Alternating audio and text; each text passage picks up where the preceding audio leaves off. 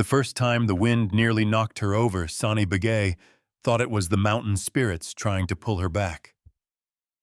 The old ones lived in storms, like this Mama always said so, and on any other night she might have whispered a prayer, pressed her palm to the earth, and waited for the snow to quiet. But tonight wasn't a night for prayers. Tonight was a night for running. The blizzard clawed at her small body, dragging the torn edges of her mother's shawl like it meant to steal it from her. Snow stung her cheeks, freezing to her lashes, until the world blurred into white ghosts that moved when she blinked.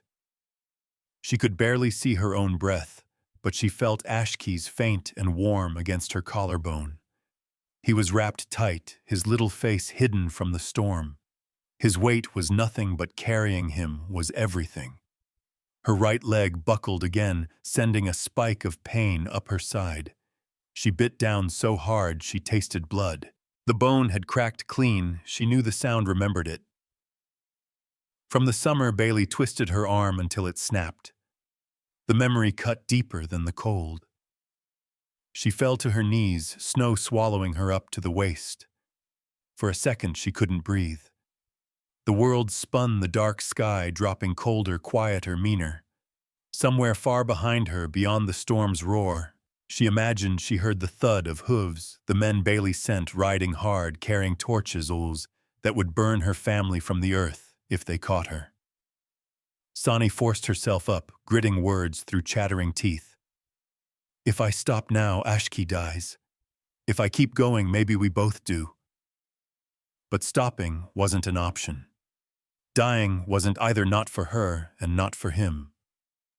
She dragged her broken leg through the snow again, one hand clutching the carved water stick against her chest. Mama had pressed it into her palms the night she died. Keep this safe, Sani. No matter what he does to me, no matter what he threatens you, keep it safe. Mama's voice had cracked on that last word. Then Conrad Bailey shoved her into the well, and the cold swallowed her screams. Sani tightened her grip until her fingers burned. The stick was more than carved wood. It carried her family's history waters measured for 100 years, names of ancestors etched in steady hands. It was proof that the land and creek belonged to the Begay bloodline long before men like Bailey bought their first pair of fancy boots, and Bailey knew it. That was why he wanted it, why he needed Sani alive long enough to tell him where the rest of the evidence was, why she had to run. Thunder cracked overhead, or maybe it was ice breaking on the rocks. Sani stumbled, nearly collapsing onto the bundle that was Ashki. She caught herself with numb fingers and pulled him close, murmuring to him in Navajo the way Mama used to. Hosho shiaji. Stay with me. Stay in beauty. Beauty felt far away. All she could see was white. All she could hear was wind. All she could feel was the gnawing ache where fear and cold met in her bones. But Tomas Yazzi's ranch was somewhere ahead. Mama had said it was the safest place left. A man who didn't bow to Bailey. A man who carried grief heavier than the snow. A man Mama trusted the way Navajo trusted the morning sun. Sani crawled forward again. Each movement turned her vision darker at the edges, but she refused to lie down. Only people who weren't getting up again lay down in snowstorms. Minutes or hours passed, she couldn't tell which. She caught the sharp scent of juniper. That meant she was close to the tree line near the Yazzie property. Mama used to gather juniper berries there. Sani let the memory guide her like a lantern swinging between worlds. Her leg twisted wrong again, sending her sprawling face first. The snow was soft but heartless. She tasted iron. Her breath trembled. Ashki whimpered. The sound pulled her back harder than any prayer could. I know, little one. I know. She pressed her lips to his forehead. We're almost there. We have to be. But the truth slithered cold in her chest. She didn't know if she believed it anymore. Her fingers tingled, first pins, then nothing. Frostbite crept toward her knuckles, turning her skin stiff and colorless. She blinked fast, trying to stay awake, trying to hold on to the carved notches on the water stick. She counted them like people count breaths when drowning. A gust snapped through the canyon, throwing her sideways. She hit hard. The pain ripped a cry from her throat before she could swallow it down. For the first time since leaving the cabin, she let herself think she might die here. She imagined Mama's face, calm even in terror, telling her to run. She imagined the well the rope Bailey pulled the splash. She imagined Bailey smiling down at her like she was a stray animal that needed breaking. No, her voice rasped. He doesn't get to win. Sonny pushed up again, trembling, but this time her leg didn't respond. It gave beneath her like a snapped branch. The world tipped sideways. The cold dug deeper. She didn't feel herself fall, but she felt something else. A tremor in the ground, steady, rhythmic, growing louder. Not thunder, not wind. Hoofbeats. Her heart stumbled, then surged with a final burst of fear and hope tangled together. A dark shape cut through the white blur ahead. A horse. Tall. Broad-chested. Snow kicking beneath it. And atop it a man wrapped in a long coat hat, pulled low, the silhouette hard as a cliff face. She tried to call out, but her voice cracked. Only a whisper escaped her lips. Please, please be Tomas Yazzie. The horse slowed. The man leaned forward, scanning the drifting snow. The moment her bundle shifted and Ashki whimpered again, the rider snapped his reins and swerved toward her. Sonny's vision wavered, but she saw enough to know she wasn't hallucinating. A lantern on the saddle glowed gold against the storm. The horse's breath steamed. The rider swung down as if he'd done it 1,000 times. He knelt beside her, big hands weathered steady. His voice cut through the wind like a warm blade. Child. Then softer, as if remembering how fragile children were.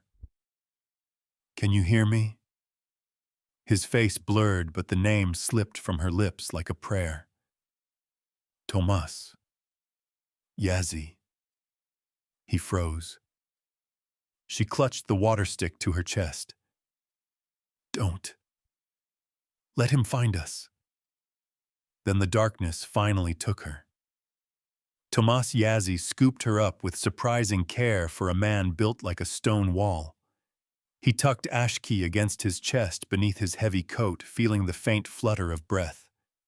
Snow thickened around them, but he was already moving toward his horse. As he mounted, his jaw tightened in a way it hadn't in 12 years. Whoever the child feared would come looking. And Tomas Yazzie, rich rancher or not, knew the desert had a way of calling debts due.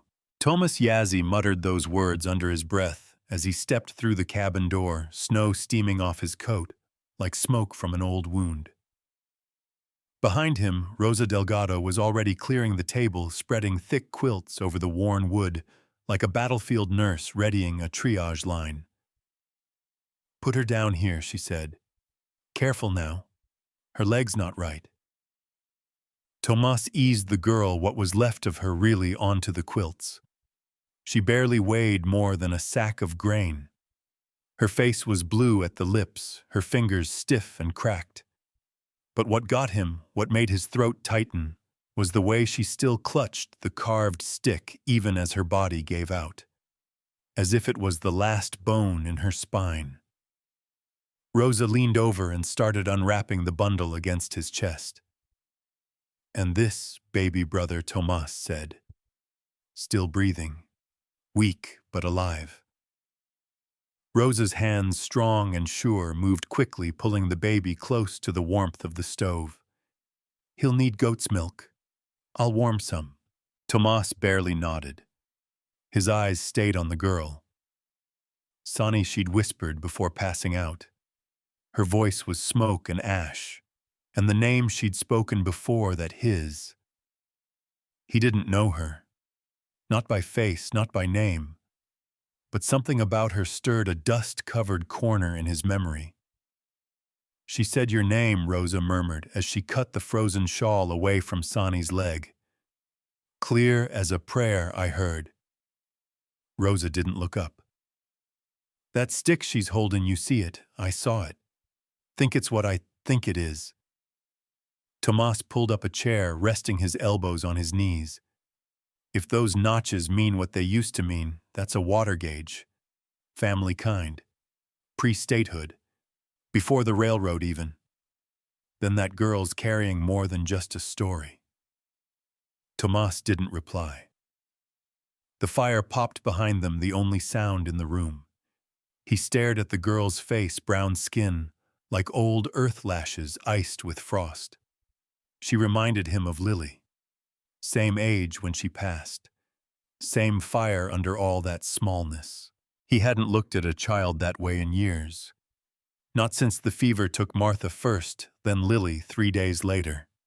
The hole it left never filled. He reached out, brushing a strand of hair from Sani's forehead. Her skin was ice. Rosa caught his wrist. You sure about this, Yazzie? Once you take that child in, it don't stop at a warm fire. Whatever's chasing her's not far. I know you. You sure you're ready for what's coming? He stared at the crackling stove. Thought about the lonely silence of this house every winter. The ghost of laughter that hadn't echoed in over a decade. I buried my heart 12 winters ago, he said softly, and haven't dug it up since. Rosa's eyes softened. She returned to her work. Later, when Sani stirred, she did so with a gasp, like she'd surfaced from underwater. Her eyes snapped open, wide, wild. Easy, Tomas said, kneeling beside her. You're safe now. She tried to sit up, failed. Her hands darted to her chest, finding the stick still there. You kept it, she breathed. You didn't take it. Didn't figure it was mine to take. Sani's voice was hoarse. Who are you, Tomas Yazzie? She blinked at him. You're real. He frowned. What do you mean? She told me to find you. Said if everything went wrong, if Bailey. She froze. Did he follow us? Not yet, Tomas said, though his voice betrayed doubt. But he will. That's why I need you to tell me what happened. All of it. Sani's fingers tightened around the stick. He wants this, she said. He said it proves my family's water rights to Redstone Creek. Mama said it's the only thing standing between him and owning everything. Tomas glanced toward the front door. I believe her. Sani looked away. He killed her. Said he'd kill me and Ashki too. I ran. I thought maybe we could make it. You did, Tomas said.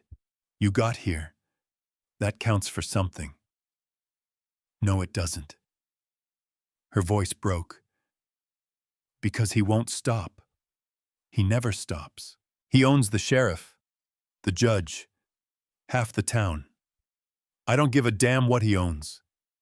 Sani looked at him, then really looked, searching his face for cracks, for lies. He'll come here. He'll burn this place. Tomas stood. Let him try. Outside, the wind howled harder, like it had heard them talking. He crossed to the door, opened it, stared into the white blur. Below the ridge in the shallow snow leading up to the tree line was a boot print. Not his, not hers, not a ranch hand.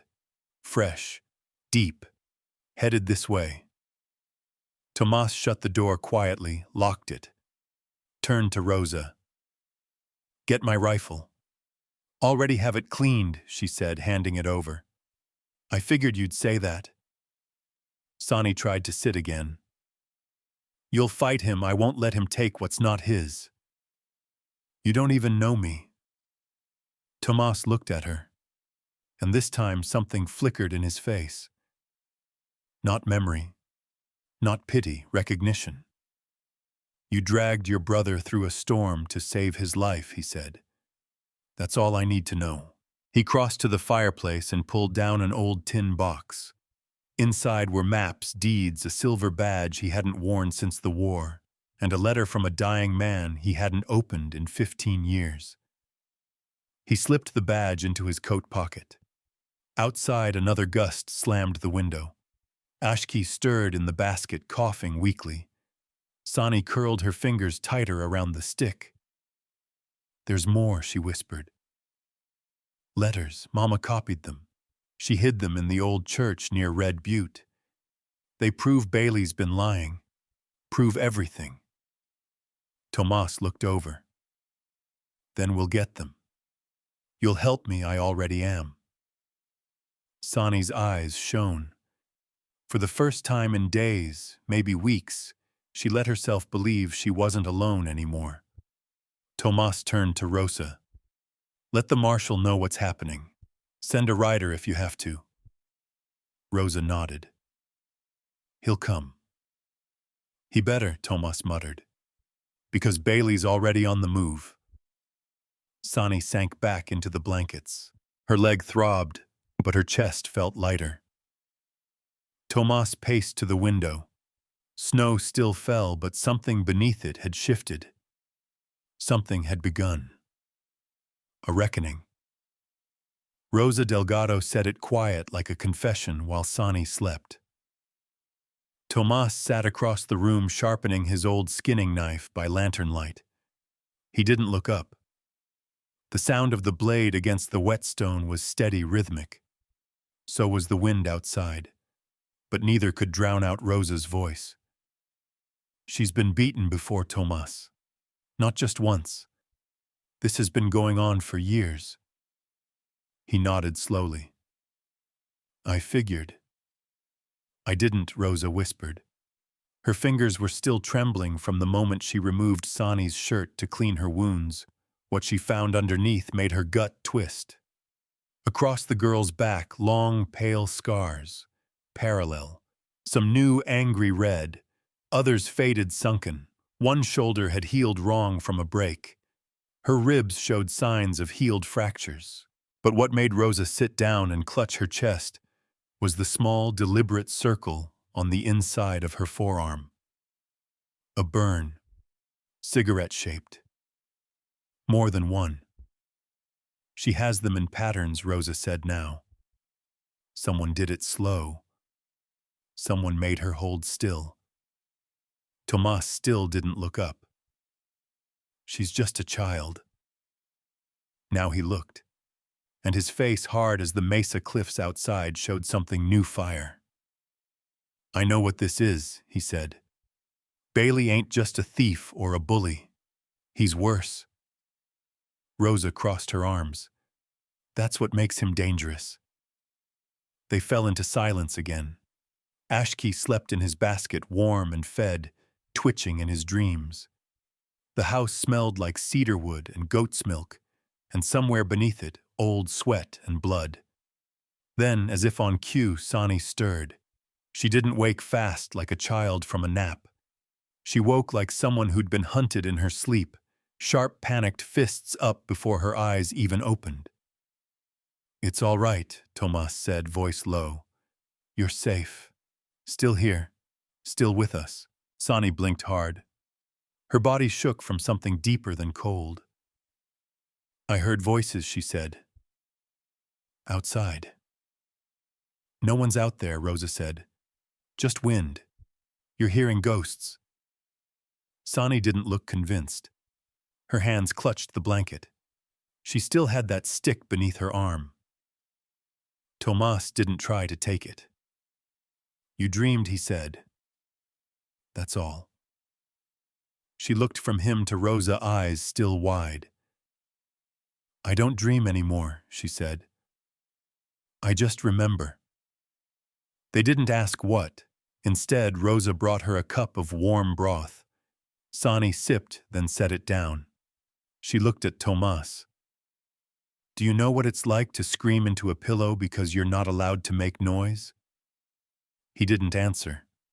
Or to see someone you love pushed into a well and hear the splash and not be able to climb down after them. Still no answer. Or to lie still while someone puts out a cigarette on your skin and says, "If you move, they'll do it to your baby brother." Tomas stood then. Slowly. "Yeah," he said. "I know." She stared. "I know what it's like to lose someone and not have enough rage left to cry.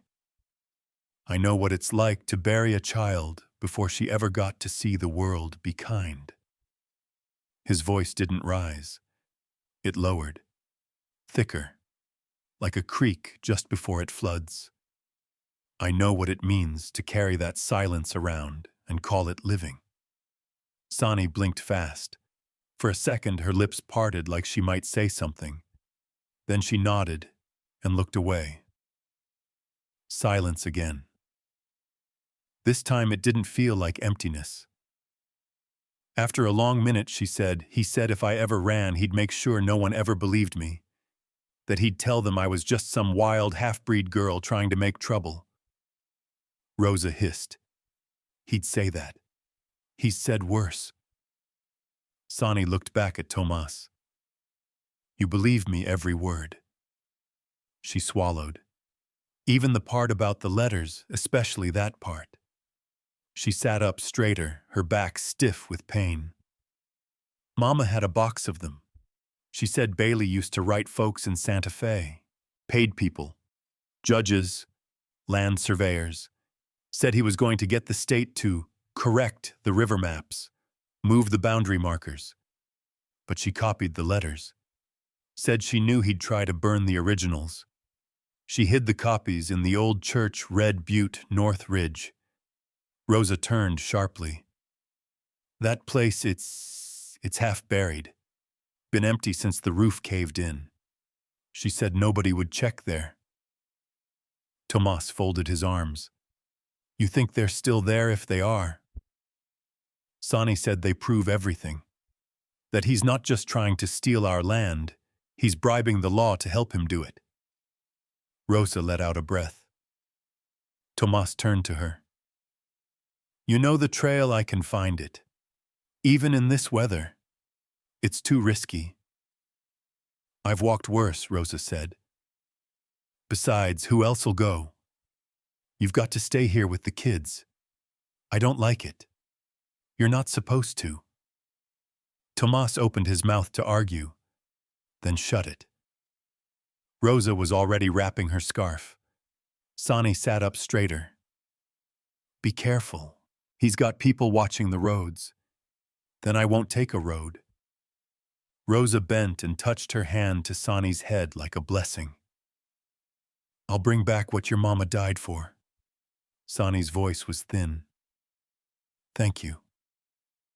Rosa didn't answer, just nodded and slipped out the door like she'd done it 100 times. Outside, the wind screamed. Snow curled through the canyon like a warning. Inside, Tomas turned to Sani. "That stick you've got," he said. "Mind if I take a look?" Sani hesitated. Then slowly, she passed it to him. He turned it in his hands, eyes narrowing. The carved notches were faded but precise. Dates, depth marks, names. One name in particular caught his eye burned into the base. Samuel Yazzie, 1863. His grandfather. He exhaled slowly, the weight of it sinking in. "You're tied to this land all right," he said. "More than I thought." Sani's eyes widened. "You know that name, I do. He was family." She smiled, a crack of light in her face. "Then maybe my mama was right. Maybe we were meant to find you." Tomas stared at the fire. Maybe he thought. Or maybe the land was just waking up what had been asleep too long. The wind shifted.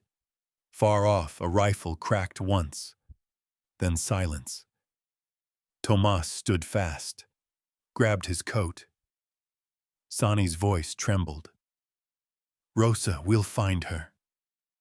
Outside, the dark grew teeth. Tomas Yazzie said it under his breath as he stood at the workbench in the barn, running his fingers along the carved notches of the old water stick. The cedar wood was dark with age, smooth in places, from generations of hands gripping it tight. It had survived fires, floods, and men like Bailey. But Tomas had the uneasy feeling that survival was about to get a lot harder. Inside the house, Sani lay asleep again, exhausted from pain and adrenaline. Ashki was curled against her side, warm and breathing steady. They hadn't heard from Rosa since she slipped into the canyon trail the night before. That silence was starting to stretch into something heavy. Tomas turned the stick, letting the lamplight catch the etchings. Every few inches a name, a year, a number. Carved low and flat. Precise. No showmanship. Just truth marked in lines. Samuel Yazzie, 1863, he said softly. Then your son, then his, straight through to 1939, almost 100 years of water measurements. The dates stopped then. The stick must have been retired or lost. But that didn't matter. The old Navajo way of claiming water wasn't about paperwork. It was about presence, usage, memory. And memory was carved right here. In court in the right hands, this stick could challenge modern water deeds, especially if paired with letters like the ones Sani claimed Rosa had gone after. Footsteps crunched behind him. "Find anything," came the voice of Clara Gutierrez stepping into the barn. Her coat was dusted with snow, her holster visible just under the flap. Tomas didn't turn. "You ride alone," she gave a slight nod. "Didn't tell the sheriff I was coming. He wouldn't approve. No, he wouldn't." Clara approached the bench, eyes catching on the stick. "Is that what I think it is?" "You were raised around here," Tomas said. "You know exactly what this is." Clara exhaled. "Ain't seen one of those in years. My abuelito had one. Kept it in a tobacco tin. Said it was worth more than gold. Told me once, the man who controls water in the desert controls everything." Tomas met her eyes. "That man's name is Bailey now." Clara's jaw tightened. "He's got people watching the station. The postmaster. He's bribed the county clerk and the land surveyor. He wants the Redstone Creek, and he's not going to wait for spring runoff to get it. He doesn't want the creek," Tomas said, tapping the stick. "He wants the rights, the control. Once he's got it, he controls who gets to farm, who gets to drink, who has to sell. Hell, he controls who gets to stay." Clara was quiet for a long beat. Does the girl know what she's carrying? Not entirely, but she knows what her mother died for. A gust of wind banged the barn door. Tomas glanced outside, snow falling again heavier. Rosa's been gone too long. Clara's hand went to her belt. "I'll ride north. You sure I can track in snow better than most of Bailey's men?" "I'll take the ridge trail." Tomas hesitated. "You ride into this, you won't be neutral anymore." "I was never neutral," Clara said, turning toward the door. "I just didn't know whose side I was on." She disappeared into the storm. Back inside the house, Sani was awake again, sitting up on the couch with Ashki cradled in one arm and the stick in the other. She was tracing the names like they were braille. Tomas hung his coat and sat across from her. "You ever see your mama use that?" he asked. "Only once," Sani said. "She dipped it in the creek during monsoon season. Showed me how high the water came that year. She said, 'This is how we prove we belong here, Sani. Not with words, with water.'" Tomas nodded. She was right. Bailey said it didn't matter, Sonny continued. Said people like us don't get to claim things. That we can't even read what's written on paper, much less make our own. Tomas's eyes darkened. Bailey wants to erase folks like you so he doesn't have to admit the land was never his. Sonny held up the stick. Then why doesn't he just burn it? Because if he destroys it outright, he confirms it matters. But if he discredits it, makes it look like it never counted, then he wins without a fight. Sonny frowned. I don't want him to win. You think I do? She looked at him. Then, why are you still here on this land? Everyone else left. Tomas took a long breath. I had a daughter once. Her name was Lily. She died in this house. Fever came through. One winter took her before we could get a doctor up from Gallup. I stayed because if I left, she'd be gone twice. Sonny didn't say anything for a while. Then quietly. My mama's name was Nijoni. She sounds like a good woman. She was better than good. She was brave. She taught me how to braid cedar, how to track deerscat, how to keep quiet when men were loud. Tomas cracked a smile. Sounds like you listened. A sharp knock rattled the front door. Tomas was on his feet instantly, rifle in hand. He motioned for Sonny to stay low. He opened the door just enough to see the figure hunched under a blanket of snow. Help, Clara's voice rasped. It's Rosa. I found her. Tomas pulled her inside. Clara was soaked, shivering. She carried Rosa over her shoulder, blood staining the front of her shirt. They laid her down near the stove. She's alive, Clara said, gasping. Barely. Bullet grazed her side. She was hiding near the old church, had the letters in her coat. Wouldn't leave without them. Rosa stirred, eyes fluttering. I got 'em, she whispered. All of them. Clara handed Tomas a bundle of envelopes bound with twine, damp but intact. Inside were dozens of pages, letters from Bailey, contracts, surveyor logs, bribe tallies. One was stamped with a notary seal from Santa Fe. The ink had run, but the name was clear. Conrad Bailey. Tomas's hands tightened around the stack. We've got him, Clara said. Not yet, Tomas replied. But this is enough to start. He turned to Sonny, who was watching with wide eyes. This is what your mother died for, he said. You brought it home.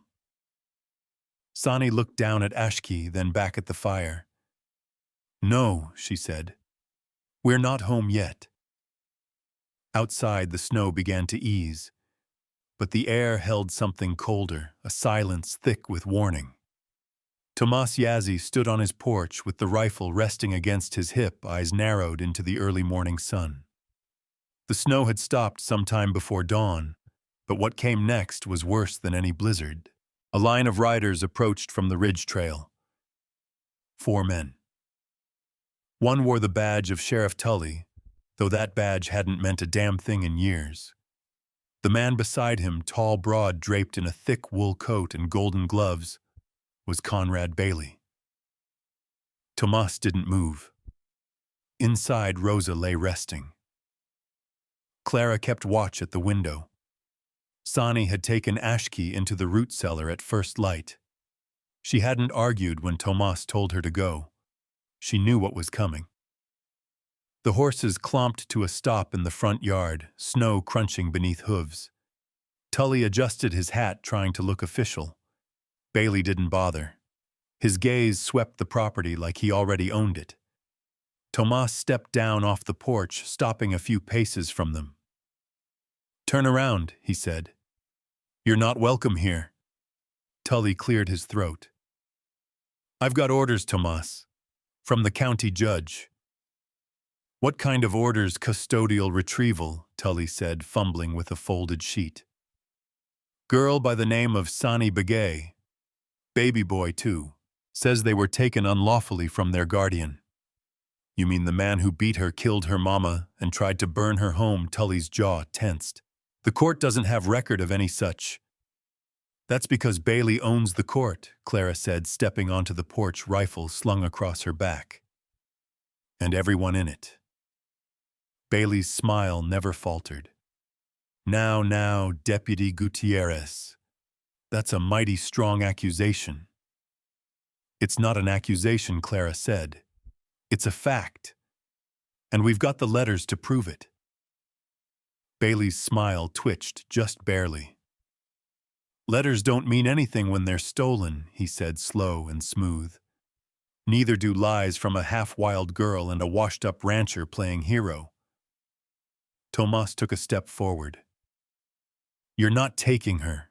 She's not yours. She's not yours either. Tully shifted in the saddle. Let's keep this civil, boys.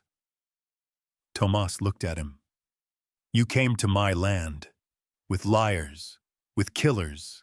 That's not civil. That's a warning. Bailey turned his horse slightly, letting it sidestep closer. I don't need to fight you for her, he said. I've got a legal claim. But if you make this difficult, I'll come back with men who don't ask permission. Clara raised her rifle slightly. You're not leaving with anything but hoof prints, Bailey. He met her eyes, amused. Didn't you used to be good at following orders, not yours? Bailey's jaw ticked. He turned back to Tomas. You've got 3 days, he said. Then I take what's mine. He flicked the reins and turned riding off without another word. Tully followed, casting one last glance at Clara that almost looked like guilt. The 2 other riders lingered a second too long. Tomas memorized their faces. One had a long scar from ear to chin. The other wore no gloves despite the cold. Then they were gone. Tomas let out a slow breath, shoulders tightening. The porch boards creaked as Clara stepped down beside him. You believe him? She asked. Every damn word. Inside, Sani had emerged from the cellar, cradling Ashki. Her face was pale, but her jaw was set. He's coming back, she said. Isn't he? Tomas nodded. Then we need to be ready. That night, Tomas brought out the map, spread it across the kitchen table. Sani sat beside him. Clara stood at the door, scanning the trees with field glasses. The mine's here, Tomas said, pointing to a spot near the canyon bend. Old entrance collapsed, but there's another route up past the ridge. If he runs, he'll go there. He used to meet Mama there, Sani whispered. Told her it was off the books. No one around. Clara looked back. Could be where he hides whatever else he doesn't want seen. We'll check it, Tomas said. But first we hold the line here. What about the sheriff? Clara asked. He won't stay out of it. He won't need to, Tomas replied. Once the letters are seen by the marshal, they'll issue a federal warrant. If the marshal shows, Clara muttered. Tomas didn't answer. That night, as the fire burned low and the wind picked up again, Sani slipped onto the porch. Tomas followed her a moment later. She sat wrapped in her mother's shawl, the water stick resting beside her. I used to think the land would protect us, she said, that it remembered who we were. It does, Tomas said. But land can't fight men like Bailey. People have to. She looked up at him. You think I'm brave. I think you're braver than I ever was at your age. She nodded slowly. I'm scared. You should be. But you're still here. That's what matters. Inside, the fire cracked. Outside, a coyote howled from the ridge. Sani shivered. I don't want to run again, she said. I want to make him run. Tomas put a hand on her shoulder. Then we will. The next morning, Clara rode to town alone with a copy of the letters tucked in her saddlebag. She knew the risk, but they needed the marshal, and the telegraph wires were already cut, Bailey's doing no doubt. She passed Sheriff Tully on the road. He didn't speak. By midday, she was gone from sight. Back at the ranch, Thomas started reinforcing the doors. He dug out the old rifles, checked ammunition, set traps along the western fence line. Rosa, pale but steady, helped where she could. Sonny stayed quiet most of the day, watching, listening. That evening, she walked to the edge of the creek barefoot in the cold. She dipped the water stick in and watched the flow mark the wood. Then she carved a new line. She stared at it, then whispered, "Now we belong." Inside the house, Tomas read the last of the letters again. One phrase jumped out, circled in his memory. "Once the land is cleared, Redstone will be mine, water and all." The letter was dated 3 weeks ago. Bailey hadn't been planning to take her to court. He was planning to burn them out. Tomas stood fast. "We've got to move," he said. "Now." Rosa looked up. "What is it?" "Tonight's not a threat," he said. "It's the beginning." The smoke came before the fire. Rosa Delgado spotted it as soon as she crested the hill above the old Red Butte church, thin gray lines rising against the late afternoon sky, dissolving into dusk. She dismounted fast, boots crunching dry underbrush, heart thudding like a war drum. The church was no longer just abandoned. It was watched. She crouched beside a rock outcrop, glassed the valley below, with an old spyglass Thomas had lent her. Sure enough, 2 men on horseback circled slow near the collapsed front entrance. Another stood in the bell tower rifle slung casual over his shoulder, like he was just out for a Sunday stroll. Bailey's men. She muttered a curse in Spanish under her breath and backed away from the edge. They were ahead of schedule. That meant 2 things Bailey knew about the letters, and he wasn't waiting for a court order. He was cleaning house. Quiet, fast, final. And if Tomas hadn't moved the kids from the ranch by now, he wouldn't have time to. Rosa checked the revolver at her hip. 1 full chamber. 2 loose rounds in her coat pocket. A Bowie knife strapped to her calf. She wasn't planning on getting into a fight, but she also wasn't planning on walking away if she left those men behind her. They'd be on her tail the moment she turned her back. She ducked into the shadow of a low piñon tree and pulled out the packet Sonny had helped assemble that morning, copies of the original letters, not the originals themselves. The real ones were safe, locked in the iron box beneath the floorboards of Tomas's root cellar. These were bait. She wrapped them in oilcloth and tucked them inside a hollowed-out canteen. Then she started walking, not toward the church, but around. The back trail curved up through a series of narrow ledges and hoodoos, rough stone towers that broke the landscape into a maze. Her body ached with every step. The wound in her side, still tender from the bullet 2 days ago, throbbed beneath the bandages. "You're too damn old for this," she muttered. But she didn't stop. 10 minutes later, she reached the ridge above the church's back wall. The foundation had caved there years ago, old flood, maybe lightning, but the stones still offered decent cover. She slipped between them, low and quiet, until she reached the chapel floor. Dust coated the ground. Moonlight slanted through broken roof beams. Everything smelled of ash and rotting hymnals. The air was dry, too dry. That much smoke shouldn't have risen so high. She scanned the space.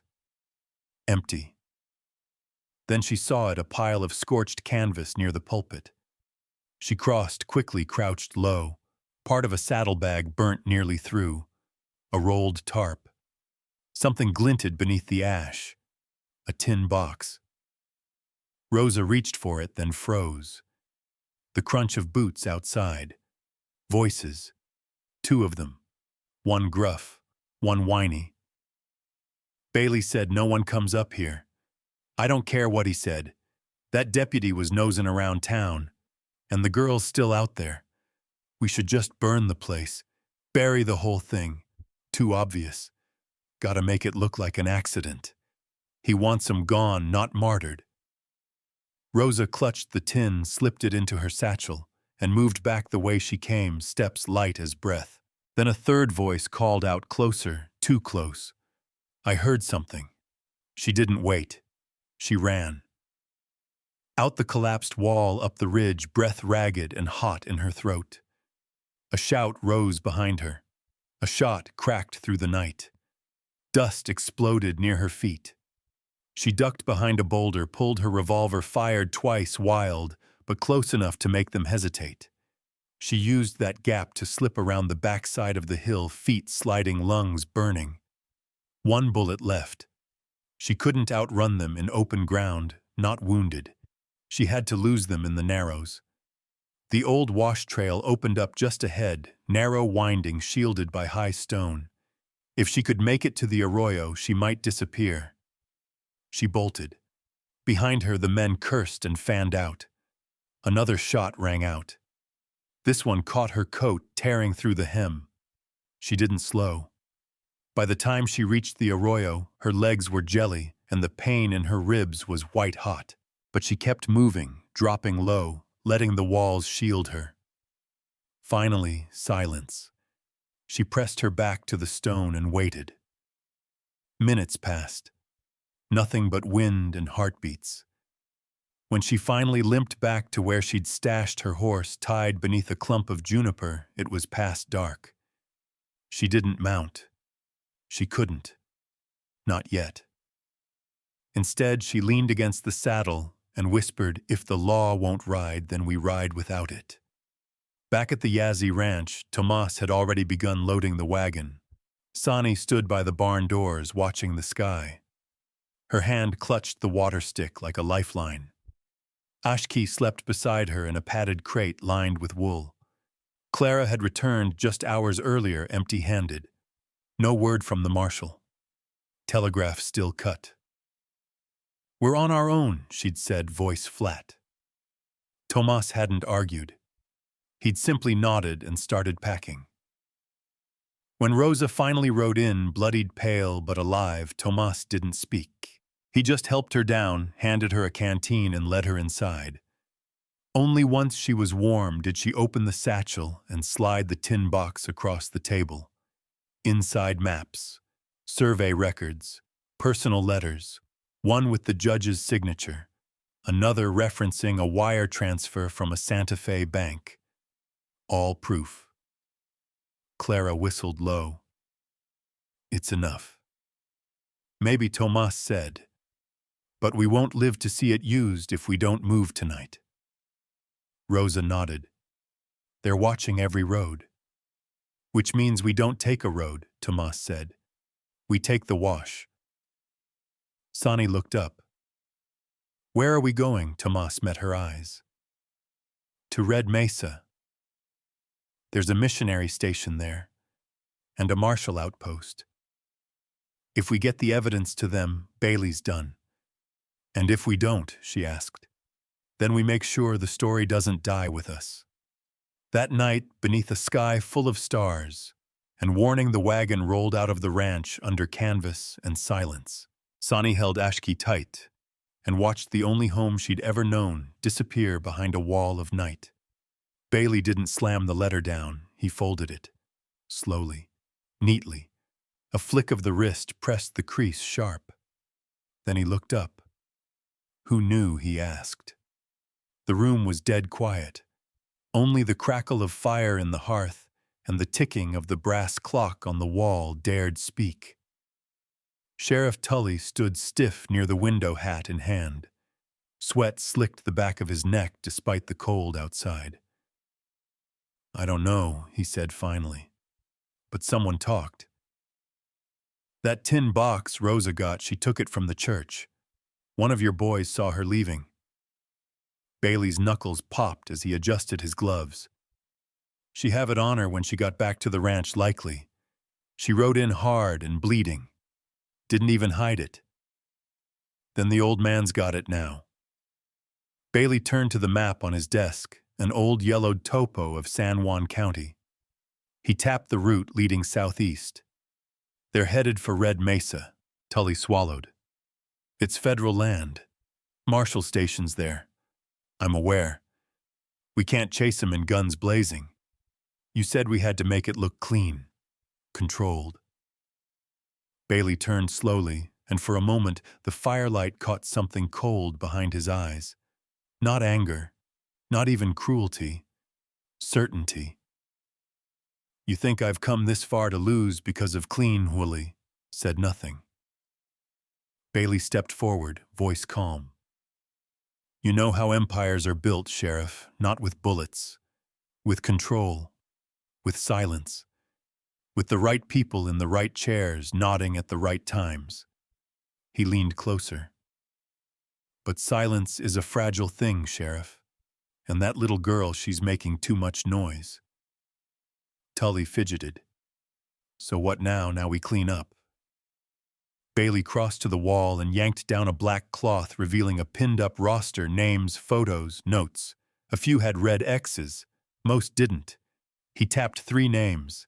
Send Creed and Mason and bring Cade in. I want this done before sunrise. Tully hesitated. They're not subtle. No, Bailey said, slipping on his coat. They're not. But this isn't a court case anymore. He grabbed his rifle. It's a hunt. The wagon rolled through the low arroyo wheels, crunching over frozen earth moonlight, casting long shadows on the canyon walls. Tomas rode ahead on horseback, rifle strapped across his back. Clara rode flank, scanning the ridges through narrowed eyes. Every few minutes she'd stop, dismount, press her ear to the ground. Listening. Behind them, Rosa sat in the back of the wagon with Sani and Ashki. The baby was wrapped tight, sleeping. Sani held the tin box in her lap, like it might shatter if she blinked. How far to Red Mesa? She asked. 6 miles, Rosa replied. 7 if the wash stays dry. Will they catch us? Rosa looked down at her hands. Maybe. Sani didn't cry. She didn't tremble. But Rosa saw the way her fingers curled tighter around the box. You're not alone, Nina, she said gently. Not anymore. Sani nodded, but her eyes stayed on the dark behind them. They rode in silence for nearly an hour. Then Clara halted. Tomas wheeled back fast. What is it? She dismounted, touched the ground. Horses. 3. Maybe 4. Distance 1/2 mile. Maybe less. Rosa stood in the wagon. Coming fast, Clara nodded, hard and direct. Tomas cursed under his breath. They're not scouting. They're chasing. He turned to Sani. We split, he said. You and Rosa take the wagon east. Stick to the old cattle trail. It's slower but more cover. Clara and I will draw them north, take the ridge. Sani opened her mouth to argue, but Rosa was already moving. She grabbed the reins, kicked the brake. No time, girl. Hold tight. Sani clutched Ashki, still sleeping. Tomas leaned over, squeezing her shoulder. Whatever happens, you don't stop. Don't look back. Sani stared up at him. You promise I do. Then he was gone. Clara mounted fast and tore after him up the slope, dust rising behind them. Moments later, gunfire split the canyon. Tomas rode hard, veering up the shale slope, leading their pursuers away from the wash. Clara flanked, wide rifle already shouldered. They're fast, she called. So are we, Tomas grunted. A shot rang out, clipping the edge of his saddle. Another cracked off a rock near Clara's mount. 3 riders behind. Creed Mason and Cade Bailey's worst kind. Mean, loud, not smart. That might be their weakness. Thomas shouted, You still know the slot canyon north of Devil's Spine? Clara nodded. Yeah. but there's only one way in and out. Exactly.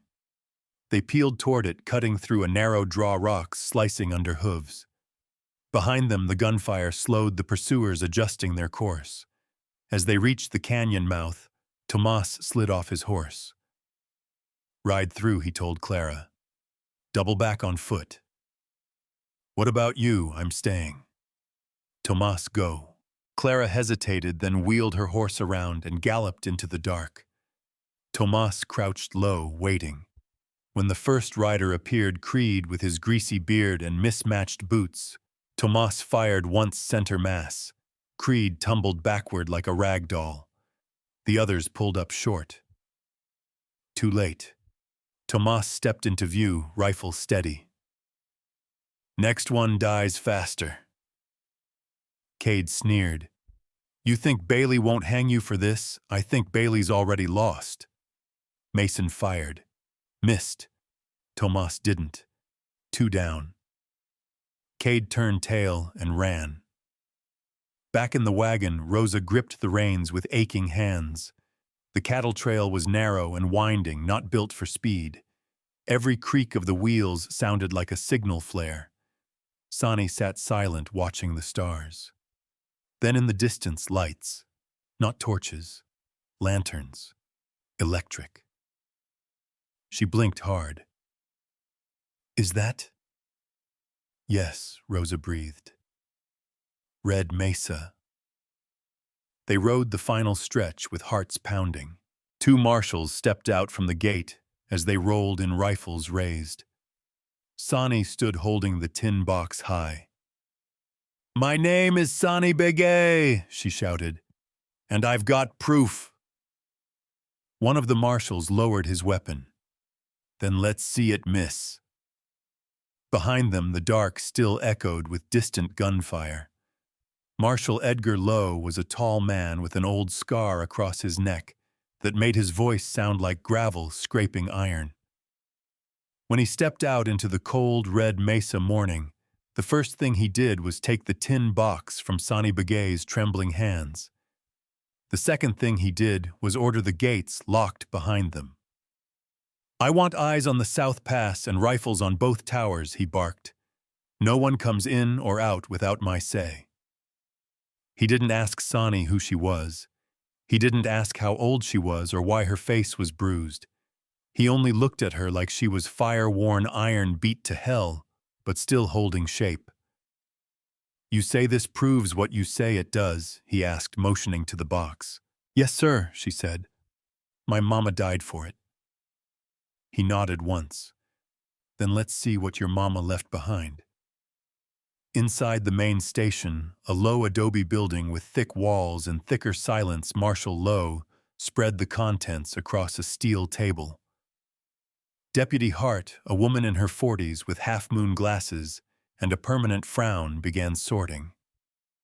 Maps, wire transfer records, notarized survey tampering, handwritten bribes, and 3 letters signed by Judge Eldridge down in San Juan agreeing to backdate water claims in exchange for land.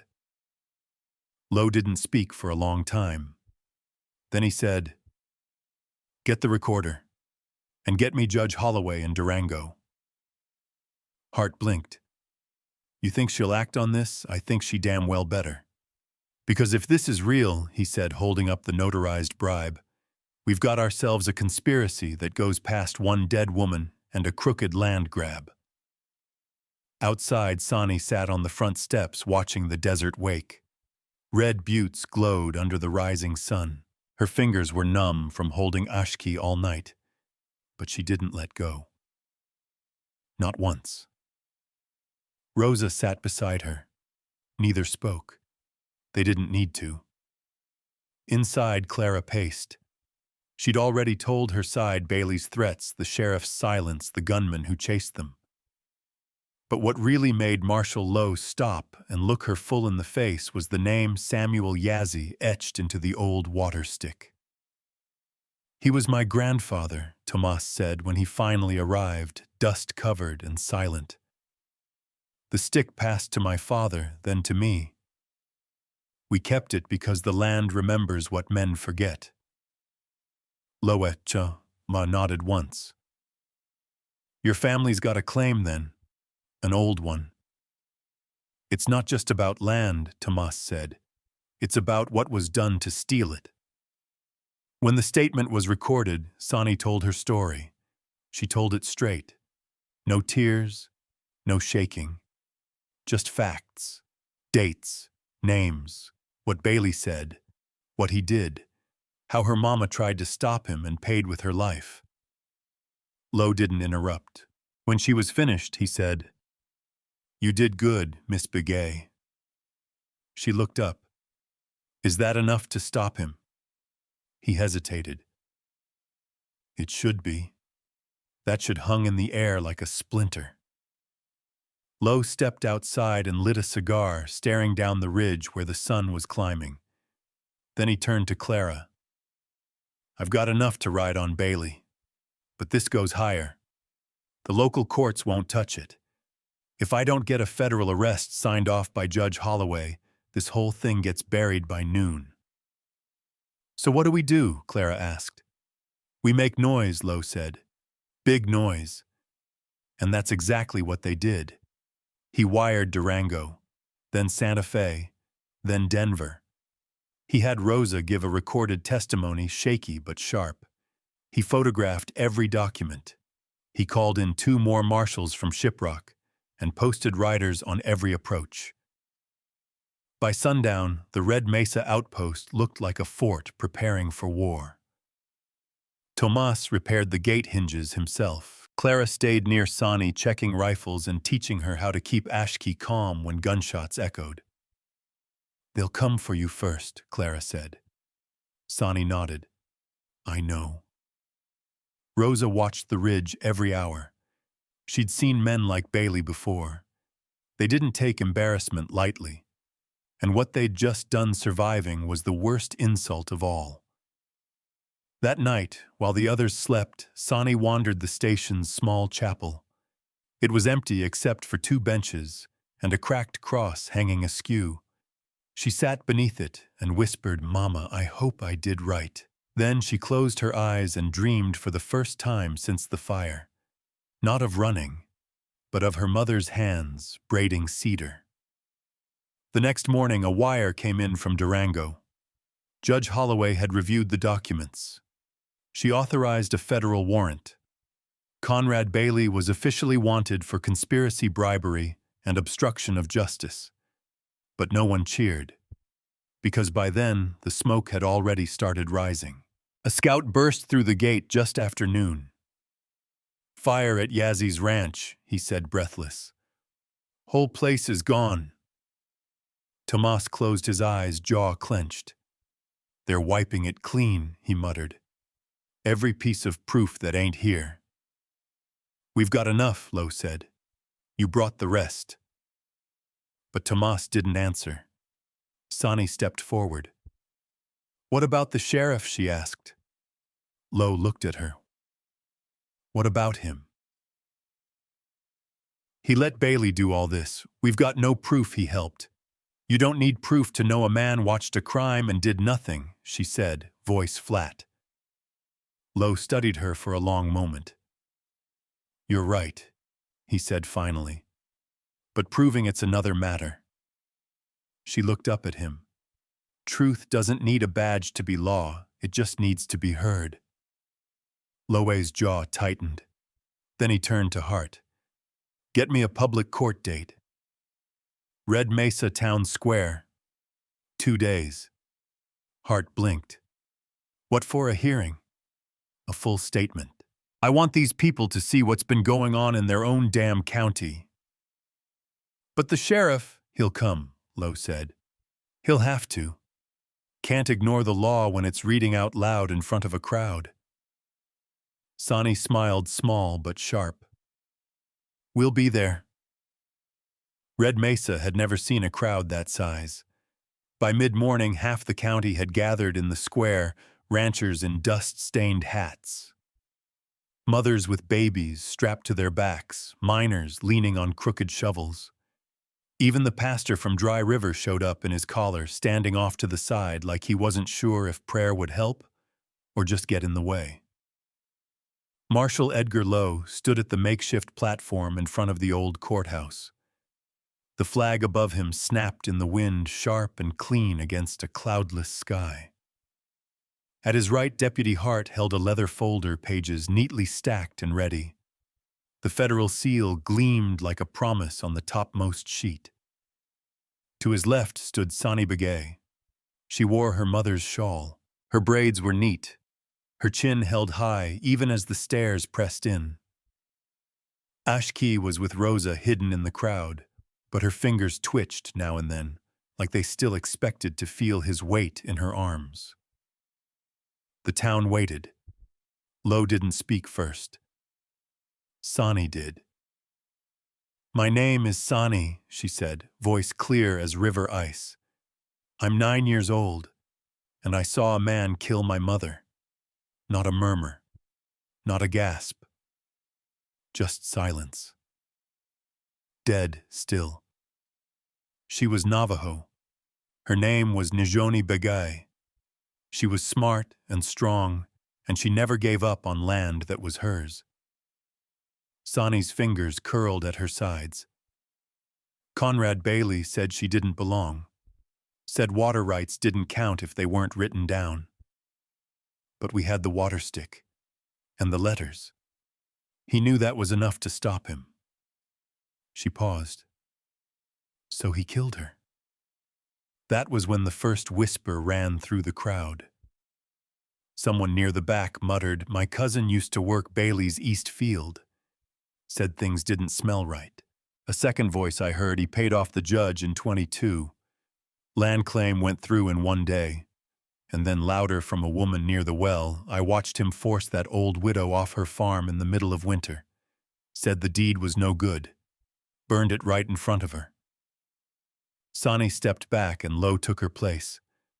"We have evidence," he said. "Enough to arrest Bailey and bring charges against 2 judges, a county clerk and Sheriff Tully." Gasps now. Disbelief mixing with anger. Tully, a rancher, growled, "He's been sheriff 20 years. He's been Bailey's man 20 years, someone else spit." The crowd stirred, people shifting feet, eyes sharp, hearts burning. This wasn't shock anymore. It was awakening. Lowe raised his hand. "Sheriff Tully has been summoned to appear today." He refused. "As of this morning, he is no longer acting sheriff of San Juan County." Clara stepped up, then a new badge pinned to her vest. Acting sheriff. A woman of the law who listened, who stood when others backed away. She met every eye in the crowd. "My job is to serve and protect the people," she said. "Not the powerful, not the rich. You want truth, then help me keep it safe. Starting today." Sonny stepped back to Rosa, who wrapped a protective arm around her. "She did it," Rosa whispered. Sonny shook her head. "We're not done." 10 miles away, Bailey sat in his study, staring out a window that no longer calmed him. The wire had come in just before breakfast. Warrant confirmed. Arrest public. Too public. The house was already quieter. Hired men gone. Wife gone. Even his dogs hadn't come back after last night's thunder. He stood slowly, crossed to his cabinet, poured a glass of bourbon he didn't sip. The air smelled like old wood and smoke. Behind him, Cade limped in wounded from Tomas's Canyon ambush, but alive. "Red Mesa made it public," Cade muttered. "They brought the whole town in." Bailey didn't turn. "Then we ended in public." Cade blinked. I mean, Bailey said slowly. "If they want a show." He turned, set the bourbon down, and picked up his rifle. "Let's give them one." Back in town, Lowe and Clara prepared to move Sonny and the evidence to Durango. "We ride at first light," Lowe said, "fast and quiet." Tomas nodded. "I'll take the rear." Rosa up front. Clara studied the square townsfolk still standing, watching, waiting for the dust to settle. "It's not over," she said. "No," Lo agreed. "But now we know who's fighting with us." As they packed, a boy ran in from the trail, breathless, eyes wide. "They're coming," he shouted. 5 riders fast, guns out. Lo turned sharp. Direction North Ridge. Tomas cursed under his breath. Sonny didn't flinch. She stepped up beside Lo, looked him in the eye.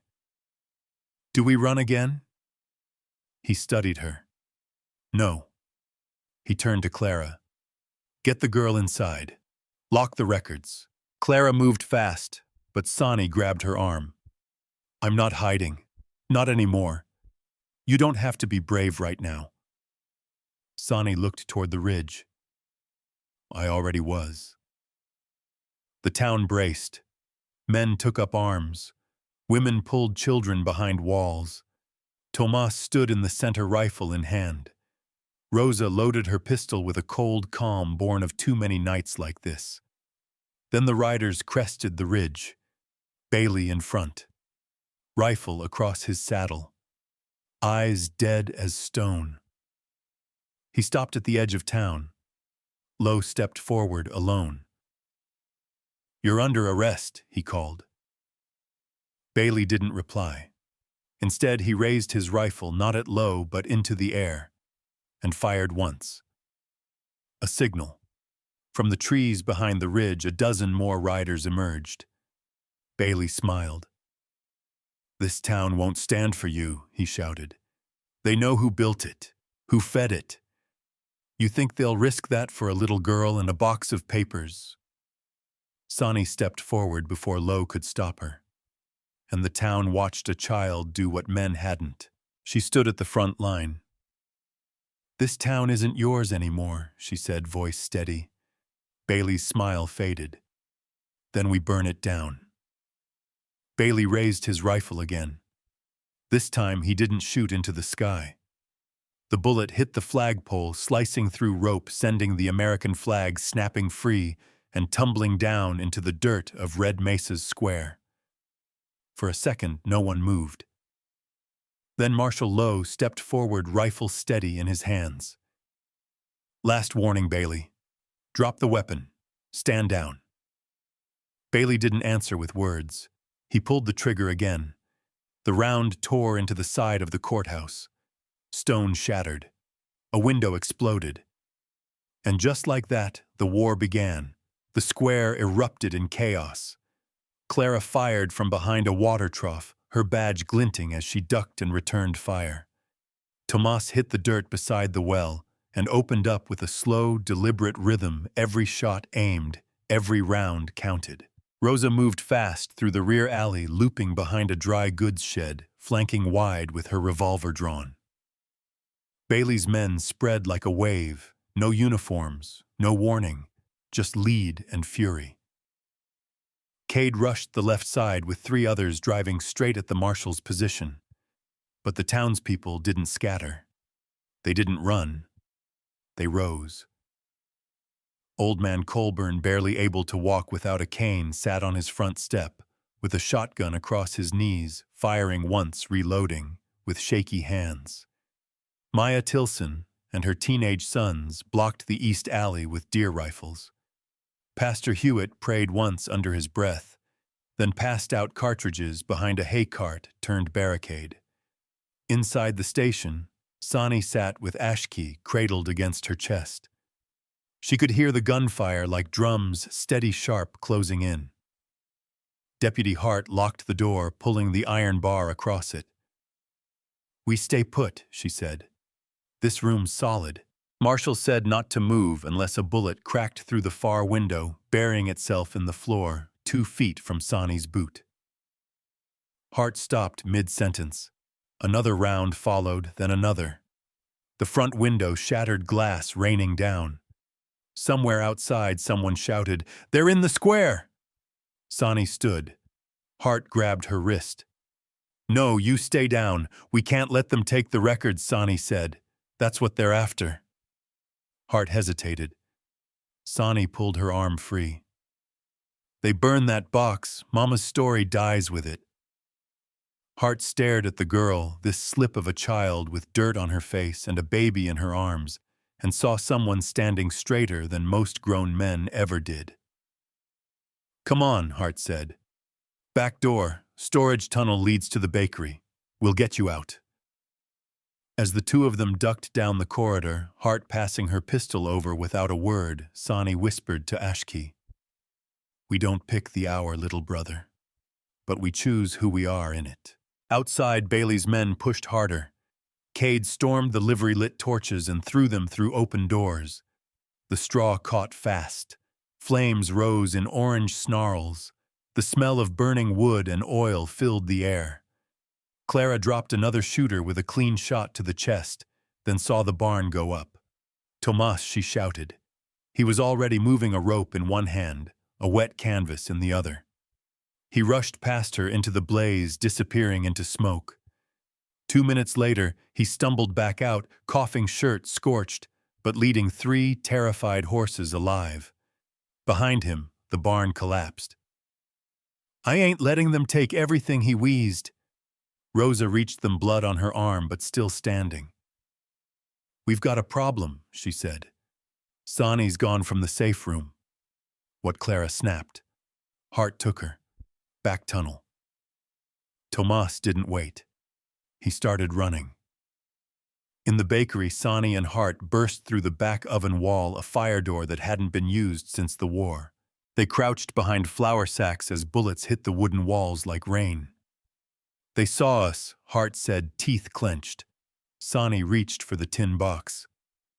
If they want this, she said, we give it to someone who can keep it safe. Hart looked at her. Sonny looked toward the church, battered but still standing. Marshal Lowe. Hart nodded.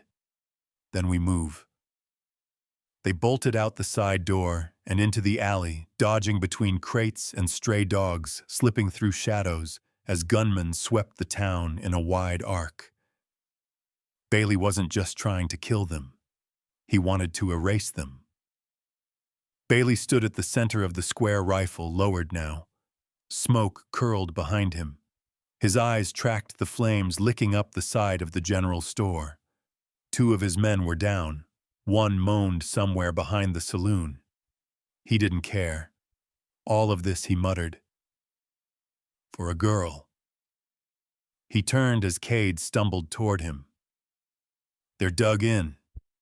Town's not folding. Bailey's lips twisted. Then we gut it, from the inside out. He pointed toward the station. The records. The evidence. Find it. But they were too late.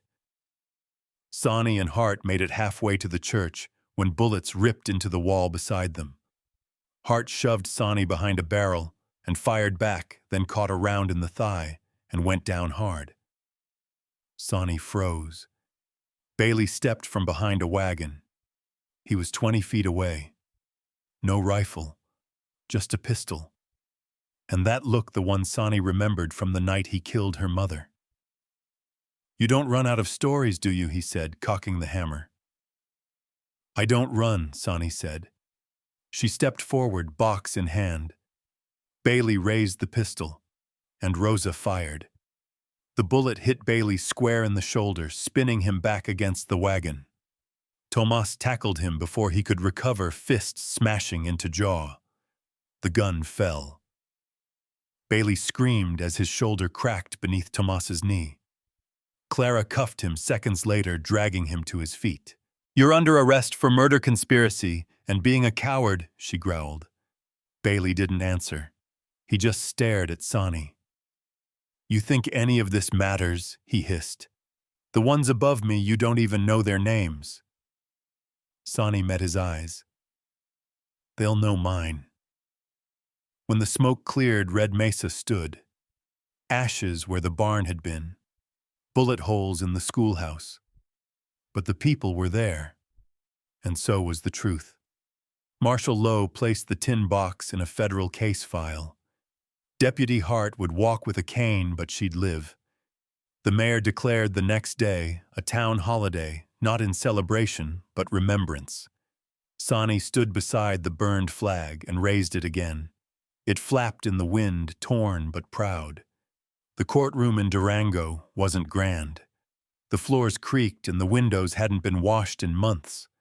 But on that morning, with the pews full of townsfolk, lawmen, and press from as far as Santa Fe, it might as well have been the center of the world. Sonny stood at the front next to Marshal Lowe and Deputy Hart. Clara was there too in uniform, a fresh bandage on her forearm. Tomas and Rosa sat behind Sonny, flanking her like walls that wouldn't fall. Judge Holloway adjusted her spectacles and stared over the rim of her glasses at the packed room.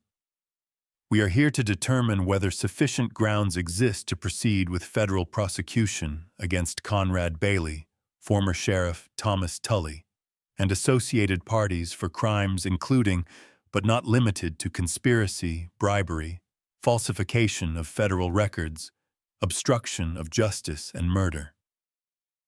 Her voice didn't waver, but her eyes lingered on Sonny for a beat longer than the rest. She nodded once. "You may proceed." Lowe stood. He wasn't a polished man. His boots were dusty, his coat too worn for the occasion. But when he spoke, the room listened. "In every town there's a man who thinks he owns it," he said. Bailey was that man for San Juan County. He used money, fear, and silence to build a wall around himself.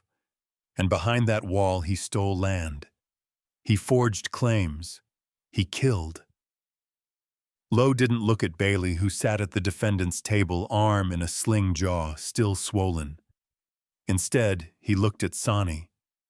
He killed her mother. He tried to burn the proof. And when that didn't work, he tried to burn the town. He paused. But Red Mesa stood. He stepped aside. Sonny took the stand. The room went quiet. She wore her best dress, the one Rosa had stitched the hem back onto just that morning. Her voice was calm, but her fingers gripped the edge of the witness box, like she was hanging onto the edge of a cliff. "I remember everything she said, what Bailey said, what he did. How my mama fought to stop him." She opened the tin box, now sealed in a federal evidence bag, held up the water stick, the surveys, the letters. Her hands were small, but they didn't shake. They said our claim didn't count because it wasn't on paper. But it was. They just paid someone to bury it. The courtroom murmured. Judge Holloway banged her gavel once. "Order." Sonny didn't flinch. "He sent men after me. Burned my home. Shot at us. Tried to kill Thomas. Tried to kill me." She looked at Bailey then. "But I'm still here." Bailey sneered. "This is a child's word enough." Judge Holloway's voice cut like a blade. "Speak again without leave and you'll be gagged." Bailey leaned back, eyes like ice. Sonny stepped down. Rosa helped her back to her seat. Next came Rosa's testimony, calm, clear, a lifetime of scars echoing in every word. Then Tomas, who recited land boundaries like scripture. Clara followed, recounting the firefight in Red Mesa with blunt precision. Then Lowe called Sheriff Tully to the stand. He tried to refuse. The judge threatened contempt.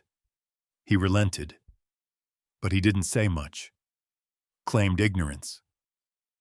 Blamed Bailey. Said he was just following orders. "You were the law," Lowe said. "What orders do you follow when the law's yours to carry?" Tully didn't answer. When the evidence was presented, Hart read the financial ledgers aloud. The courtroom fell into a rhythm, figure after figure, payment after payment, lining up like nails in a coffin. 32 forged claims, 8 bribes, 1 confirmed hit a man named Gray Wolf, found shot in the river in 24, tied to a land dispute with Bailey. It wasn't just corruption. It was murder by paperwork. When the last document was entered into the record, Lowe turned to the judge. We don't need a full trial to know this. The people of Red Mesa were silenced for years. But now they've spoken. Loud, clear, together. He glanced at Sonny, and the truth didn't come from a badge. It came from a voice too small for men like Bailey to notice until it was too late. The court recessed for an hour. Sonny sat outside with Ashki asleep in her lap. Thomas stood guard nearby, Rosa polishing a knife out of habit more than need. Lowe joined them. She did good, he said. She did more than good, Clara replied. She cracked the whole damn dam, he nodded. Holloway will rule today. She wants it done in daylight. And after Sonny asked, Bailey will be transferred. San Juan will hold elections. Land claims will be re-evaluated. Sonny didn't smile. Does that bring Mama back? Lowe shook his head. No, mija. But it means she didn't die for nothing, Rosa added. She started something. And you carried it further than anyone else could. Sonny looked toward the courthouse doors. Then I'm not done carrying it. Court resumed just before sundown. Judge Holloway's verdict was swift. The federal court finds probable cause for the full prosecution of Conrad Bailey and associated parties. Immediate remand to federal custody is granted. Further hearings will be scheduled in Santa Fe within 30 days. Bailey stood screaming. This town dies without me. You think they'll build it back? You think this girl's gonna save anything? No one answered. Two marshals cuffed him. As they led him out, Sonny stood again. You were wrong, she said. You thought people were too scared to speak. Bailey spat on the floor. Sonny didn't flinch. Turns out, she added, you were the only one afraid. That night the town gathered at the church in Red Mesa, a place half burned, half saved. Tomas read names, those hurt, those lost, those who stood. Rosa lit a candle for Nijoni Begay. Lowe handed Sonny a paper. Her name, and below it, a motion. Filed by Judge Holloway, to officially transfer land and water rights of the Begay parcel back into rightful hands. Signed, stamped, hers. Justice had spoken. Not in whispers, not in back rooms, but in front of everyone, loud, proud, and irreversible. The morning sun rose slow over Red Mesa, painting the buttes in streaks of red and gold. Dust hovered in the air, soft and lazy, as if even the wind had decided to rest. For the first time in a long time, the land felt still, not dead, not silent, just still, like it was listening. Sonny Begay stood at the edge of the new corn rows, watching the light crawl across the soil. Ashki clung to her hip, heavier now, sleepy-eyed, with one hand tangled in her braid. He was growing fast, faster than she wanted. But maybe that was how it was with kids who'd seen too much too soon. Behind her the cabin creaked as Rosa opened the door, a cast-iron pan in one hand, and her usual no-nonsense frown in place. "You're out here before breakfast again," Rosa called. Sonny didn't look away from the field. "Sun rises. So do we." Rosa grunted. "You sound like your mother." "Good." That's what Sonny wanted.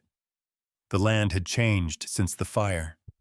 The barn had been rebuilt with new cedar beams, strong and clean. Tomas had spent 3 straight weeks hauling timber, swearing under his breath about every nail, but he'd done it. The well had been reinforced. Clara sent barrels of seed from Durango corn bean squash. She even added a letter saying she'd applied to get a new school teacher sent to the area. They'd turned the old bakery in town into a temporary learning hall.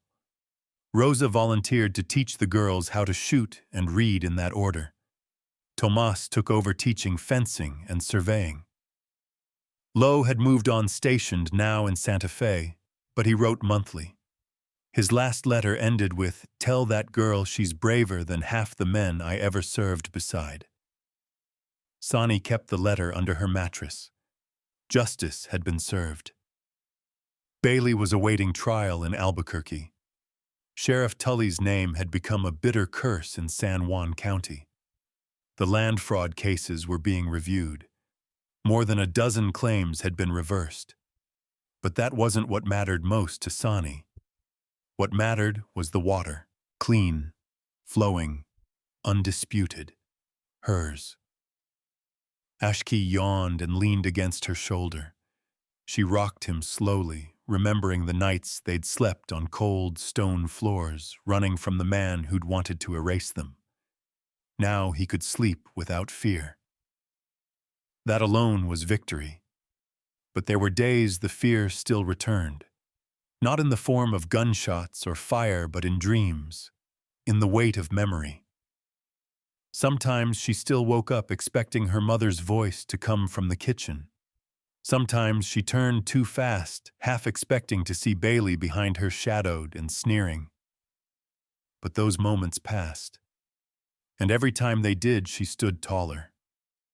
That day, the townsfolk gathered to lay the final stone marker on the edge of her family's land, a ceremonial boundary that would now be recorded in both tribal and federal documents. The stone was round, carved with the water symbol her grandfather had once carried on the old walking stick. Tomas carried it in a burlap sack over his shoulder, while Clara read aloud from the new ledger. "Let this mark," Clara said, "stand as witness that the land known as Begay Parcel is legally returned to the Begay bloodline, effective immediately and in perpetuity." The crowd applauded, quiet but proud. Sonny stepped forward and placed her hand on the stone. "This land doesn't just belong to us," she said, her voice steady. "It belongs to everyone who ever fought for it and was told to stay quiet. It belongs to those who were erased. We're here now not just to live, but to remember." The preacher bowed his head. The wind carried her words like a prayer. Later they held a feast near the stream. Rosa cooked for everyone. Clara brought fruit and jars of preserves from Durango. Even the stubborn rancher McAllister showed up, tipping his hat at Sonny with something close to respect. "You made noise when it counted," he said. "That's what this county's needed for years." Sonny thanked him and returned to Ashki, who was now running in crooked little circles, chasing a chicken. That night, under a sky scattered with stars, Sonny sat with Rosa and Tomas near the fire. "You ever think about leaving?" Rosa asked. Sonny didn't answer right away. "I thought about it. Back when it hurt too much to stay. But now I know the land didn't abandon us. The people did." And now, Tomas asked, "Now we have to show the land it was worth waiting for." She looked at them both and then back at the horizon, dark and wide. "I want to rebuild the rest. Not just the cabin. Not just the fields.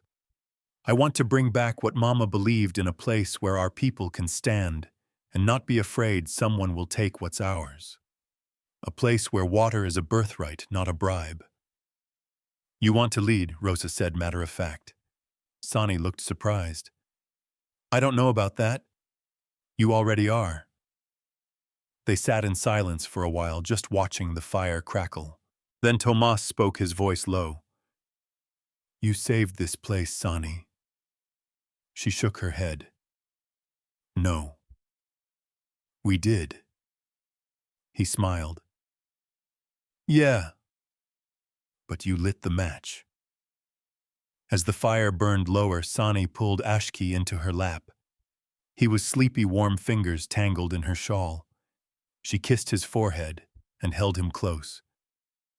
"You won't remember this," she whispered to him, "but you'll grow up on land that remembers you." That was all she wanted. Not vengeance, not praise, just roots, truth, and a future her brother could walk on without fear. A week later, she carved the final symbol into the new fence post, a circle with a single line through the center. The mark for water, for home, for voice. Because her mother hadn't died for nothing. Because silence had been broken. And because justice, real justice, doesn't end in courtrooms or gunfights, it lives in the quiet after. In every seed planted, every word spoken, every day lived in dignity. Sonny Begay was no longer just the girl who ran. She was the girl who stayed, and made staying count.